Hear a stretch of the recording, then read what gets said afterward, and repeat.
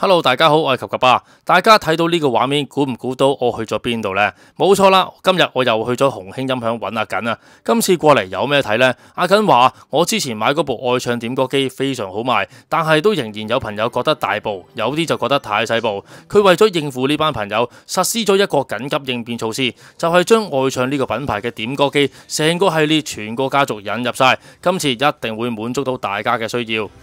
所以大家如果真係對點歌機有興趣嘅話，又驚屋企冇位，呢一集你真係唔好錯過啦！因為今日介紹嘅嘢真係超乎你想象。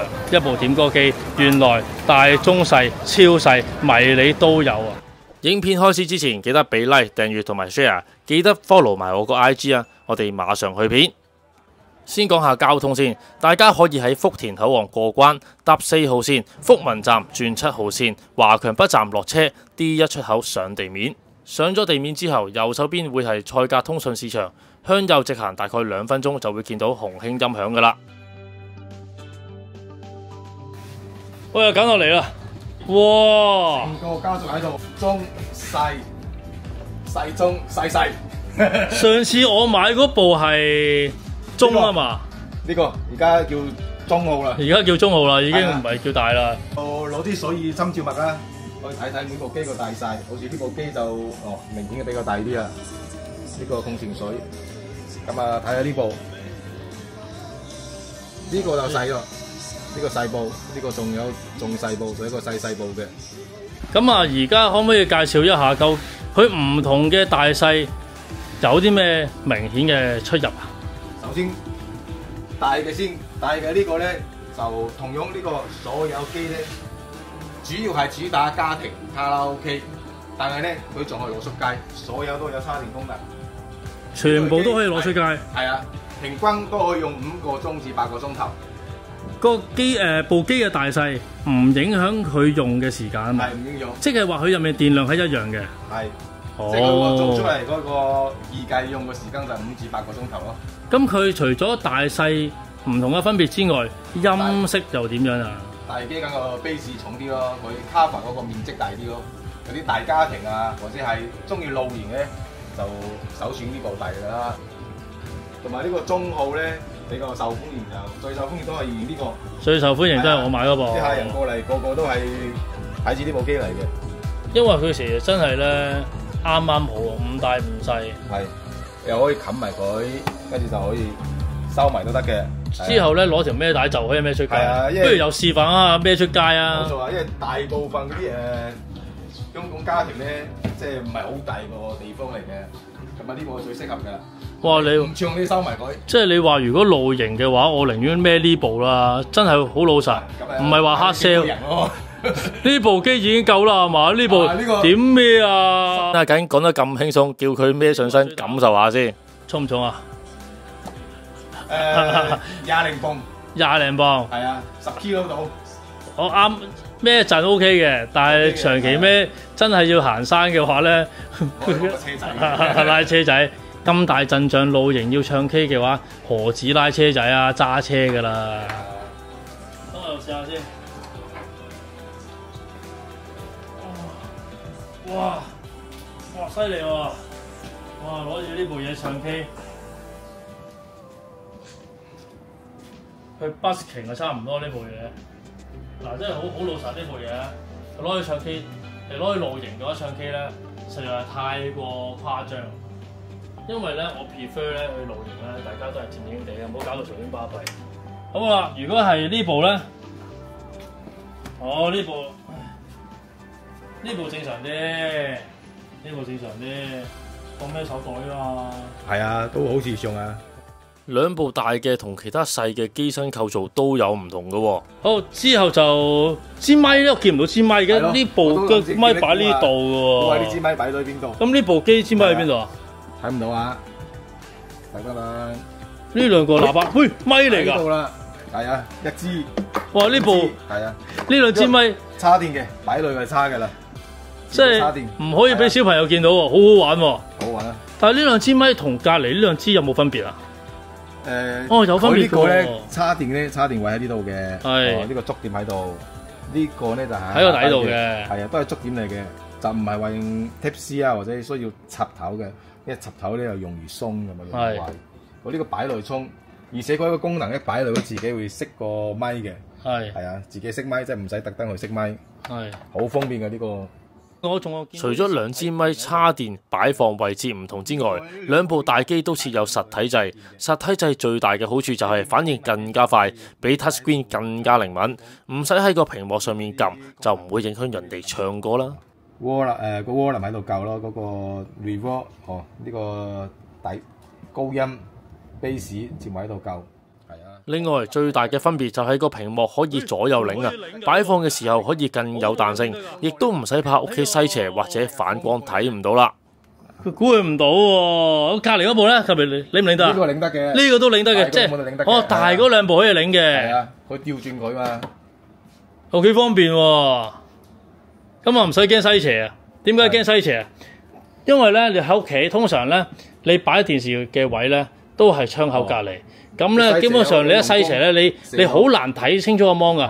你有得擰嘅話，你就可以避開西斜啦。咩角度你都睇得清啦。係啊。香港地啲屋寸咁尺土，要擺放點歌機確實係好奢侈嘅一件事。如果中 size 嗰部都擺唔到嘅，唔緊要，仲有兩部細。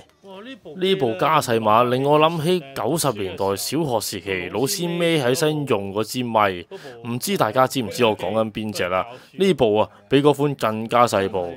而家可以唱 K 嘅喎。真係個 size 係同嗰部一模一樣嘅喎。係有嗰啲記憶係嘛？係啊，好有童年回憶啊！咁呢部機既然咁細部，如果唔唱 K，真係攞嚟教書得唔得咧？可以。真係攞嚟純粹用支咪嚟講書得唔得咧？可以嘅，你咪教嗰個原聲咯，原音模式，原音 OK， 好啦。Hello， 各位同學，早晨。阿緊，起身。1+1等於幾多？1+1等於2。錯，出去白棋。上次買機買得太匆忙，部機有啲咩功能都冇乜點講，而家就等阿緊介紹下功能。其實支咪咧個功能係好好嘅，即係支咪咧基本可以控操晒90%幾嘅功能㗎啦。呢度咧就撳一下就可以 cut 咗個原聲嘅，再撳一下就有翻個原聲，即係原唱同埋伴唱。跟住撳兩下咧就可以睇到呢度咪嗰個功能。有超級混響、流行、專業，即係 double kick 咯。即係變聲。好。變聲都得，跟住呢個都有自定義嘅，即係個 echo 大晒、高音低音啊，即係根據自己個喜好去調嘅。跟住呢個所有功能咧都喺支咪度。仲有個功能，呢支咪咧大細聲都喺度校，唔使行埋去校。仲有啲中間啲細掣咧，就有個語音控制嘅，一長撳咧就語音功能，撳兩下咧。就下一首 OK，double kick 下一首歌啦，撳一下咧就停 ，OK 就停咗，再撳一下播放，所以呢支咪咧控制晒噶啦。係咪好似仲話可以語音揀歌？可以噶。喂，不如試下點首劉德華嘅《笨小孩》啊！點一首劉德華嘅《笨小孩》。即刻有。係喎。係啊，即點即出噶啦。愛唱呢部點歌機最大嘅特點就係同其他品牌嘅點歌機唔一樣，佢啲歌係即點即有，唔需要等佢 download。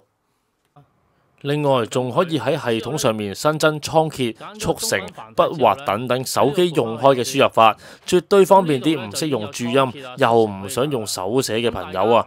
細聲話俾大家聽，呢個功能我暫時淨係喺呢個牌子度見到啫。如果覺得個屏幕上面揀歌都係唔方便嘅，仲可以用微信數碼點歌，同樣地都係一點即有，直接點嘅，即點即唱噶啦。你睇，即點即播。係喎，係啊，同步嘅喎。呢部機係唔使 download嘅，只要你連咗你屋企個網絡就即點即播嘅。其他嗰啲唔係嘅咩？其他嗰啲好似音樂嗰啲都係要 download 嘅，其他嗰啲類似其他嘅款式咧都係要 download。即係話呢部機呢個即係愛唱呢個品牌係佢嘅特點嚟嘅喎，其他做唔到喎。冇錯冇錯。不過提提大家啦，呢部點歌機必須要連網先用到，即係話冇 WiFi 嘅時候，你要唱 K 就要 share 個人熱點俾佢，用數據嚟唱。咁所以就係話，當如果你要去到露營啊，去到啲冇寬頻嘅地方，咁就要透過手機嘅 WiFi 信號播落去，佢就可以唱到歌啦。係啊 ，OK 好。咁好啦，呢個問題都有方法解決嘅。當大家孭住部機山長水遠去到荒山野嶺，先發覺冇信號嘅，喺屋企將會想唱嘅歌，全部撳一次先。撳完之後呢，當你去到荒山野嶺嘅時候，唱呢，我哋可以去返本地曾經撳過嘅歌呢，其實已經有晒喺呢度噶啦。咁就唔使怕冇信號冇歌唱啦。我就買咗部機返去差唔多2個禮拜啦，玩嚟玩去都係唱歌，都冇試其他功能。原來呢部機啊，除咗愛嚟唱 K 之外，仲可以 download Apps 睇戲睇劇，可以聽下音樂哦，同埋可以睇戲，仲有好多 Apps 可以睇嘅，同埋可以裝埋個 YouTube 落去，可以睇埋 YouTube， 可以手機推送，即係個手機可以 control佢，將手機嗰啲嘢喺 YouTube 嗰度播出嚟。切仲話可以 download 啲軟件落嚟用喎。係啊，即係除咗唱卡拉 OK 可以用邊個？我見唔到有 Google Play 喎。Google Play 要自己裝落去，或者用呢個 Up to Down App Store 嚟嘅。係呢個都可以自己安裝落去嘅。跟住你就可以有冇 TVB 啊 ？TVB 可以揾到 TVB、Netflix、Disney Plus 呢啲著名嘅串流影音平台。最後阿緊叫我提提已經買咗返屋企嘅朋友啊，包括我自己，愛唱歌系統有得更新啦。但係你上次睇，今次睇多個有 key 夠嘅咯，升降 key 哦，係喎，我嗰部冇嘅喎 ，update 得嘅啦，翻去連翻 WiFi 就可以 update 嘅啦。買過嗰啲全部 update 得嘅啦，連網 WiFi，跟住就設置呢度檢查更新，不過要充滿電啊，插滿電就即刻更新到嘅啦。好，收到。之前部機冇得升降 key 嘅，而家有啦。買咗返屋企嘅朋友，記得返屋企喺插滿電嘅情況下立即更新啦。